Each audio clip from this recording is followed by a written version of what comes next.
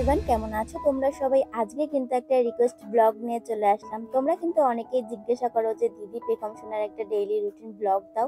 তো সেই জন্যই কিন্তু নিয়ে চলে আসলাম এই ব্লগটা। তো আমার বেবির কিন্তু এখন 4 মান্থ চলছে। তো পেখম সোনা সারাদিনে কি করে সবটাই কিন্তু তোমাদেরকে এই ব্লগে শেয়ার করব। ঘুম থেকে ওঠার পরে ফার্স্ট যেটা আমার কাজ সবার প্রথমে সেটা হলো ওর মুখটাকে ভালো করে ক্লিন করা।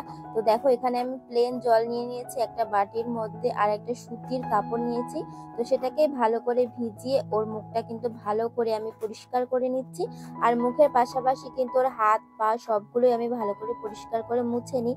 কেন বলো তো? কারণ ওরা তো এখন ছোট মানুষ, হাত পা সবকিছুই মুখে দিয়ে দেয়। এবার সেটা যদি নোংরা থাকে, অপরিষ্কার থাকে, তো ওদের পেটে তো সেই জীবাণুটা চলে যাবে বলো। তো সেই জন্য কিন্তু আমরা হাত পা মুখ ভালো করে একদম মুছে দিই। জানো তো, আমরা মায়েরা একটা ভুল করি, বাচ্চারা যখন হাত পা মুখের মধ্যে দেয় তখন কিন্তু আমরা সেটা বারণ করি। সেটা কিন্তু একদমই বারণ করা উচিত না। আসলে ওরা যখন হাত পা মুখে দেয় তখন কিন্তু ওরা অনেকটা রিলিফ ফিল করে, আরাম পায়। আর ব্রেনের বিকাশ ঘটার জন্যও কিন্তু এটা খুবই জরুরি, হাত পা মুখে দেওয়া। এই জিনিসটা কিন্তু আমি আগে জানতাম না। তো একটা ডক্টরের সাথে কথা বলার পরে কিন্তু আমি জিনিসটা জানতে পারি। তো অবশ্যই আমাদের মায়েদের কিন্তু সেটা সতর্ক রাখতে হবে যে বেবিদের হাত পা কিন্তু সবসময় পরিষ্কার পরিচ্ছন্ন রাখতে হবে। সারা রাত ধরে যে জামাটা পরেছিল সেটা কিন্তু চেঞ্জ করে আমি আরেকটা জামা পরিয়ে দিয়েছি। আরও রেগুলার কিন্তু আমি জিভটা পরিষ্কার করে থাকি দিনে একবার হলেও। তো কিভাবে পরিষ্কার করলাম সেটা তো তোমরা দেখতেই পেলে। গরম জলের মধ্যে একটা পরিষ্কার কাপড় দিয়ে কিছুক্ষণ ফুটিয়ে রেখে তারপর সেই কাপড়টাকে ভালো করে শুকিয়ে কিন্তু ওর জিভটা ভালো করে আমি পরিষ্কার করে দিই আঙুলের সাহায্যে। রেগুলারও ঘুম থেকে ওঠার পরে বেডের মধ্যে কিন্তু ওর সাথে একটুখানি খেলা করি। একজনকে সামলে রেখে তারপরে কিন্তু চলে আসলাম আর একজনের কাছে। তো গোপুসোনাকেও দেখো সকালবেলায় এসে কিন্তু বিস্কুট দিয়ে পুজো দিয়ে দিই। রেগুলার সকালবেলায় কিন্তু দুধ বিস্কুট আর কিছু ড্রাই ফ্রুটস আমি খাই। তারপরে দেখো পেখম সোনার কিছু জামা কাপড় ধোয়ার ছিল, তো সেগুলো ধুতে নিয়ে চলে এসেছি। আর আমি কিন্তু পেখম সোনার জামা কাপড় সবসময় সার্ফ এক্সেল সার্ফ দিয়ে ধুই। আমার কেন জানি না মনে হয় সার্ফ এক্সেল সার্ফটাই আমার কাছে বেশি ভালো লাগে। জামা কাপড়গুলো ধোয়ার পরে তারপরে কিন্তু আমি ডেটল দিয়ে জামা কাপড়গুলো আরো একবার ভালো করে ক্লিন করে। সকালবেলাতে খেয়েছিলাম কিন্তু রুটি আর তরকারি। আর আজকে দেখো বেশ ভালোই রোদ উঠেছিল। তো আমার মেয়েকে কিন্তু আমি সবসময় চেষ্টা করি রোদের জলে স্নান করানো, কারণ রোদের জলে কিন্তু স্নান করানো বাচ্চাদের পক্ষে ভীষণই ভালো একটা জিনিস। তো দু একদিন হয়তো হয় না, যেদিন বৃষ্টি নামে তো সেই দিন গরম জলের সাথে ঠান্ডা জল মিক্স করে কিন্তু ওকে স্নানটা করাই। একেবারে কিন্তু ঠান্ডা জলে ওকে স্নান করাই না। ঘর মোছার জন্য কিন্তু আমরা সবসময় লাইজলটাই ব্যবহার করে থাকি। তো তোমরা চাইলে অন্যান্য কোম্পানি ইউজ করতে পারো। আর সবসময় বলো তো কি, ঘরটা ক্লিন রাখাটা খুবই দরকার। যেহেতু বাচ্চাদের জিনিস এইদিক সেদিক সব পড়ে থাকে, তো সবসময় কিন্তু সেটাকে ক্লিন করে রাখাটা ভীষণই জরুরি। ঘড়ির কাঁটায় কিন্তু 12টা বেজে গেছে। পেখম সোনার কিন্তু স্নানের টাইম হয়ে গেছে। আর জানো তো, আমি 12টা থেকে 12:30টার মধ্যেই কিন্তু চেষ্টা করি ওকে স্নান করিয়ে দেওয়ার। টাইমে যদি স্নান করানো হয় তাহলে কিন্তু বাচ্চাদের ঠান্ডা লেগে যাওয়ার সম্ভাবনা থাকে। তাই তোমরাও সবসময় চেষ্টা করবে যে বেবিদেরকে একটা টাইমের মধ্যে স্নান করিয়ে দিতে। তো এখন দেখো আমি ওকে অয়েল ম্যাসাজ করাবো। 2 মাস পর্যন্ত কিন্তু ওকে আমি কোনো অয়েল ম্যাসাজ, মাথায় কোনো অয়েল দেইনি। তো ডাক্তারের সাথে কথা বলার পরে কিন্তু এখন থেকে ওকে আমি অয়েল ম্যাসাজ দিই এবং মাথায় কিন্তু আমি ওর অয়েলটা দিয়ে দিই। বডি এবং মাথার জন্য কিন্তু আমি আলাদা আলাদা অয়েল ইউজ করি। তো আমি আমার মেয়ের জন্য কি অয়েল ইউজ করি সেটা যদি তোমরা কেউ জানতে চাও আমাকে কমেন্ট করো।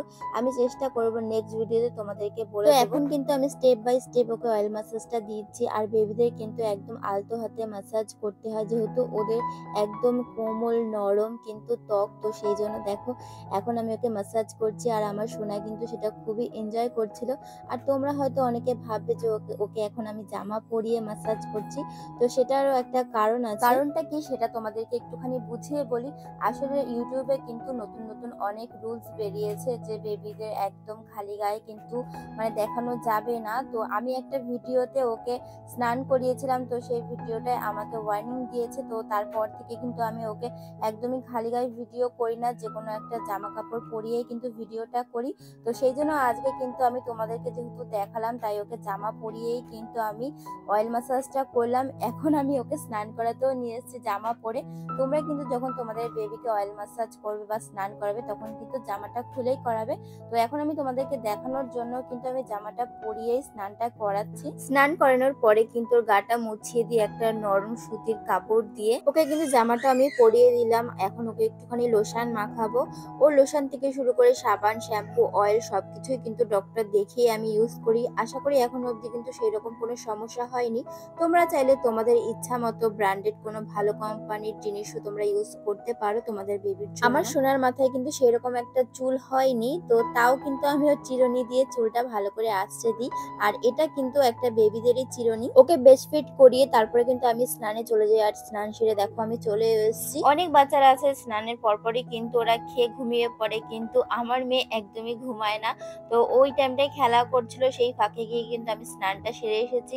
আর এখন জানো তো নিজে সেরকম একটা যত্ন করতেই পারি না, ওই সামান্য একটুখানি টোনার ময়শ্চারাইজারটা দিয়েই তাড়াতাড়ি আমার স্কিন কেয়ারটা করে এরই মাঝখানে কিন্তু আমার সোনার আবার খিদে পেয়ে যায়, তো আবার ওকে একটুখানি ব্রেস্ট ফিডিং করি। এখন কিন্তু আমি ওকে ঢেকুর তোলাচ্ছি। আর বাচ্চাদের জানো তো খাওয়ানোর পরে কিন্তু মেন পার্ট যেটা হলো সেটা কিন্তু হলো ঢেকুর তোলানো। এটা কিন্তু সব বাচ্চার ক্ষেত্রেই করা উচিত, না করলে কিন্তু সেটা অনেক রকম সমস্যা হতে পারে। এখন কিন্তু বেগম সোনার ওষুধ খাওয়ার টাইম, তো স্নানের একটু পরে পরেই কিন্তু আমি ওকে রেগুলার এই ওষুধটা দিয়ে থাকি, D3 মাস্ট। তো ডক্টর কিন্তু বলেছে এটা পুরো 1 বছর টানা খাওয়াতে। আর এটা কিন্তু 1 ml করে ওকে খাওয়াতে হয়। আর খাওয়ানোর পরে কিন্তু রেগুলারের ড্রপারটা ধুয়ে রাখি। তো সেটা করা কিন্তু ভীষণই জরুরি। এখন কিন্তু বেগম সোনার খেলার টাইম, তো ওই খেলনাটা ওকে দিয়েছি খেলার জন্য। আর এই খেলনার সেটটা কিন্তু খুব সুন্দরই একটা খেলনার সেট। তো এর ভিতরে দেখো অনেক কিছু রয়েছে, ওরা ধরতে পারবে, দেখতে পারবে। আর পিয়ানো রয়েছে, পা দিয়ে দেখো বাজাচ্ছে খুব সুন্দর। এই খেলনাগুলো দেওয়ার কিন্তু একটাই কারণ, অ্যাক্টিভিটিস লার্নিং এর জন্য। এখন যেহেতু একটু একটু করে ওরা বড় হচ্ছে, তো সব জিনিসপত্রগুলোকে কিন্তু ওরা ধরার চেষ্টা করবে, দেখবে। তো তাহলেই কিন্তু আস্তে আস্তে ওরা বেড়ে উঠবে। আর আমার মেয়ে কিন্তু এই খেলনার সেটটাকে ভীষণই এনজয় করে আর পছন্দও করে। বেগম সোনা তো এখন একটুখানি খেলছিল, তো এই ফাঁকে কিন্তু আমি চলে আসলাম রান্নাঘরে দুপুরে রান্না বসাতে। তো এখন আমি করছিলাম ডিমের ঝোল আলু দিয়ে। আর সকালবেলাতে কিন্তু মা এই মাছটা রান্না করে রেখেছিল, তো আমি শুধু ডিমের ঝোলটাই করি। খাওয়া দাওয়ার পরে রেগুলার আমি চেষ্টা করি একটা দুটো ফল খাওয়ার, যেহেতু বেগম সোনা কিন্তু এখনো ব্রেস্ট ফিডিং করে, তো সেই জন্য কিন্তু আমাকে হেলদি খাবার খেতে হয়। আমার মেয়ের বয়স কিন্তু এখন 4 মান্থ প্লাস চলছে, সামনেই কিন্তু 5 মান্থ কমপ্লিট হয়ে যাবে। তো এখনো পর্যন্ত কিন্তু ফর্মুলা মিল্ক বা অন্য কিছু ওকে খাওয়াই না। ও কিন্তু শুধুমাত্র ব্রেস্ট ফিডিংই করে, আর সেটা কিন্তু 20 মিনিট পর পরই কিন্তু ওকে করাতে হয়। ডক্টর তো বলেছে যে 6 মাস পর্যন্ত কিন্তু ওকে বাইরের কোনো কিছু খাওয়াতে না, ব্রেস্ট ফিডিংই করাতে। আর ঠাকুরের ইচ্ছায় কিন্তু সেটা ভালোভাবেই হয়ে যায়। বিকেলের টাইমটাই কিন্তু ওকে নিয়ে একটু ঘুরতে বেরোই। আসলে পরিবেশটার সাথে তো আস্তে আস্তে পরিচিত করাতে হবে বলো। ঘরে থেকে থেকে তো শুধু ওই 4টে দেয়াল আর একটা ফ্যান ঘুরে, তো সেটাই ও দেখে। আর এমনিতেই কিন্তু আমার মেয়ে ঘুরতে ভীষণ পছন্দ করে। আর দিনের বেলায় কিন্তু আমি সবসময় চেষ্টা করি ওকে ডাইপার ফ্রি রাখার জন্য। তো এখনো কিন্তু ও ডাইপার ফ্রি রয়েছে। তো একটু ঘুরু করার পরে ও ঘরে গিয়ে কিন্তু একটু পরে ঘুমিয়ে পড়বে। তো এই ছিল কিন্তু আমার মেয়ের ডেইলি রুটিন। তো ব্লগটা কেমন লাগলো তোমরা কিন্তু অবশ্যই কমেন্ট করে জানিও। আর একদিন তোমাদেরকে শেয়ার করবো যে সন্ধ্যার পর থেকে রাত অবধি আমার মেয়ে কি কি করে। তো আজকে এখানেই শেষ করছি, দেখা হচ্ছে নেক্সট কোনো ব্লগে। টাটা সবাইকে।